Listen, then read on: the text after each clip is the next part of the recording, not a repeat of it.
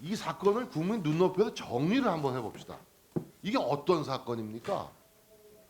그러니까 정부 수립 이후에 북한 주민을 강제 추방시킨 첫 사례예요. 유일한 사례고 첫 사례란 말이에요. 과거엔 북한 주민을 추방시킨 적이 없었죠. 그렇죠? 그렇습니다. 첫 사례입니다. 그러니까 이게 초미의 관심을 모으고 있는 거 아닙니까? 자, 묻습니다. 판문점을 통해서 강제 송환할 때 이 북한 주민 2명이 자기가 북한에 송환된다는 것을 언제 알았습니까? 빨리 대답하세요. 시간 없어요. 자, 판문점에 도착해서 알았죠. 예, 그렇죠? 알려주지 않은 것 알았죠. 그리고 눈도 가렸어요. 보송줄도 묶고 경찰 특공대 호의 속에 그들은 어디로 끌려가는지도 모르고 가다가 판문점에 도달해서야 자기네들이 강제 북송, 강제 송환되는 것을 안 거예요. 이거는 인권 유린이에요. 이 사람들이 흉악범이고 아니고는 다른 차원의 문제 올시다. 어떤 법적 근거를 가지고 이 사람들의 눈을 가렸습니까? 그 호석의 기준에 대해서는 각기 아니 왜 이 사람들에게 판문점을 통해서 북송된다는 사실을 미리 알려주지 않았습니까? 반항할까봐? 자해할까봐? 이유가 뭡니까? 자, 이것은 있을 수 없는 일이죠. 자, 흉악범인지 아닌지를 판단하는 거 뭐 자꾸 흉악범을 강조해요. 그런데 청와대나 국정원이나 통일부가 전지전능한 심판관이 아니올시다. 이것은 법이 정한 절차에 의해서 조사받고 재판을 받아야 최종적으로 혐의가 입증이 되는 거 아니겠어요. 그 조국 장관이 입버릇처럼 하고 다니는 얘기가 법 앞에 평등하고 무죄 추재 공칙을 입에 달고 다니지 않았습니까? 이런 식으로. 그리고 이게 뉴스원 기자의 특종 기사가 아니었으면 세상에 알려졌습니까? 국민들 몰래 국민들의 눈과 귀를 가리고 비밀주의로 일관하지 않았습니까? 이러다가 언론에 들킨 거 아니에요 이게. 그리고 그렇죠. 그 마지막 문자에 보면 뉴스원 기자 보면 그날 송환 당일 오전까지만 해도 국정원과 통일부가 입장 정리가 안 된 사항이에요. 물론 청와대 안보실이 주도했죠. 묻습니다. 이 첫 번째 사례, 북한 주민을 강제 추방한 첫 사례, 이게 어떤 법적 근거가 있습니까? 법적 근거가 있습니다? 없습니까? 있습니까? 없습니까? 있다 없다 대답하세요. 법적 근거가 있다 없다. 빨리, 시간 없어요. 법 적용하기 전에 법적 근거가 조치입니다. 있다 없다 묻습니다. 의원님. 법을 적용하기 어떤 전에 법? 조치입니다. 법적 근거가 없죠. 추방에 따른 법적 근거가 없어요. 그렇죠? 미비하면 보완하면 돼. 현재 없지 않습니까? 그렇죠? 지금 이렇게 본연이 요구한 자료에 대한 통일부의 답변에도 북한 주민 추방과 관련한 직접적인 법적 근거는 없다고 답변을 했어요. 통일부에서. 본연에게 보내온 답변서예요. 왜 자꾸 말을 이상하게 끌고 가냐고. 있다 없다로 얘기하면 되는 거지. 법적 근거가 없는 일을 한 겁니다 지금. 그뿐만 아니라 이건 많은 문제를 야기하게 돼 있어요. 헌법 위반, 유엔 고문 방지 협약을 위한 국제법 위반, 국내 실정법 위반이에요. 법적 근거가 없을 뿐만 아니라 실정법을 위반한 사례라고. 이 정권에서는 문제 안 삼겠죠. 그러나 정권이 바뀌면 이번 문제에 가담한 사람들이 상당한 곤욕을 치를지 몰라요. 청와대를 위시해서 분명히 얘기를 해둡니다.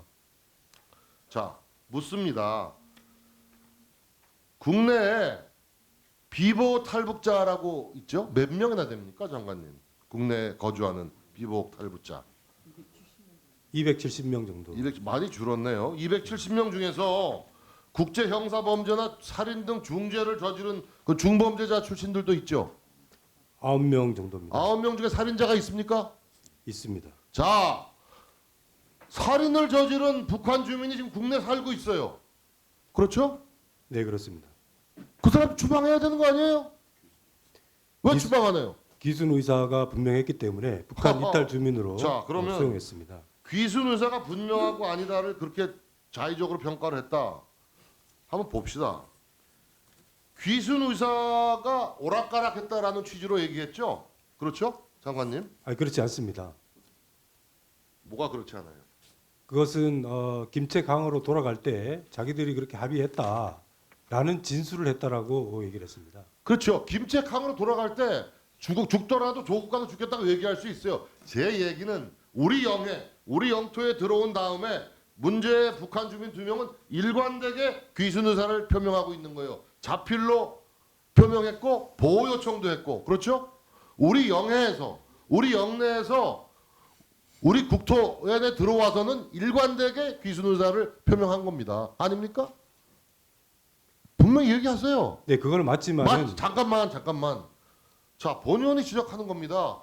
그 사람들이 그 경황에서 살인을 저질렀는지 안 저질렀는지 모르지만 죽더라도 조국에 가서 죽겠다고 얘기할 수 있지만 그 얘기는 납포된 이후에 신문 과정에서 한 얘기가 아니에요. 당시에 그런 얘기를 했다라는 전언이지 귀순 의사를 밝힌 그것은 명백하게 납포 이후에는 남쪽에 귀순하겠다는 의사를 견지해 왔다 이거예요. 그리고 저희 당에서 군으로부터 보고받은 내용은 이겁니다. 잠깐만 들어주세요. 10월 31일 북어민들이 탄 북한 선박이 NLL을 넘어 남하하자 우리 군함이 북쪽으로 퇴거시켰다. 하지만 이 선박은 이튿날 새벽 다시 NLL을 넘어 남하했다. 기상 상황이 좋지 않아 퇴거 작전이 어려움을 겪는 가운데 문제의 선박은 온종일 퇴거에 불응하며 서남쪽으로 이동했다. 11월 2일 우리 측의 경고방송 2차례 경고 사격에도 해당 선박이 계속 남하하자 우리 해군이 납포 작전에 나선 것이다.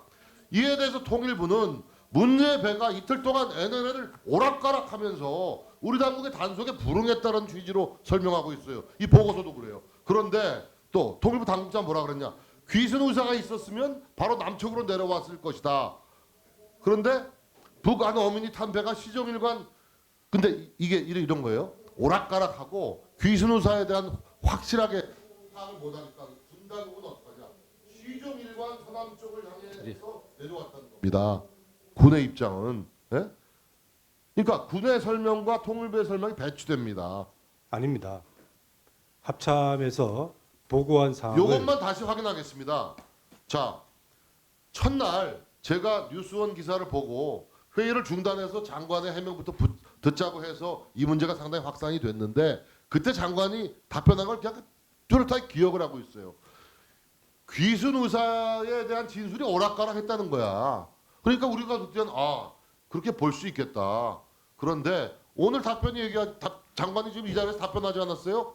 납포된 이후에 우리 영토 안에서 신문 과정에서는 일관되게 남쪽으로의 귀순 의사를 견지했다는 거예요.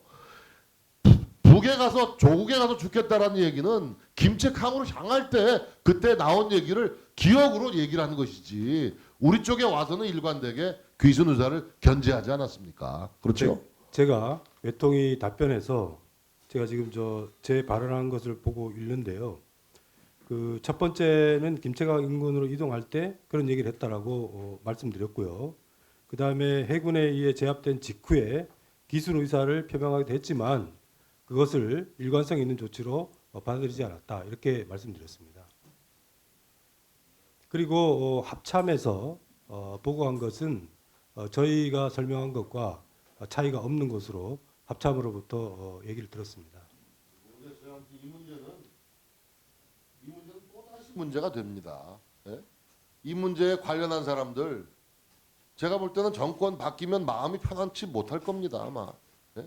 청와대 안보실의 관계자를 비롯해서 국정원 통일부 관계자에 이르기까지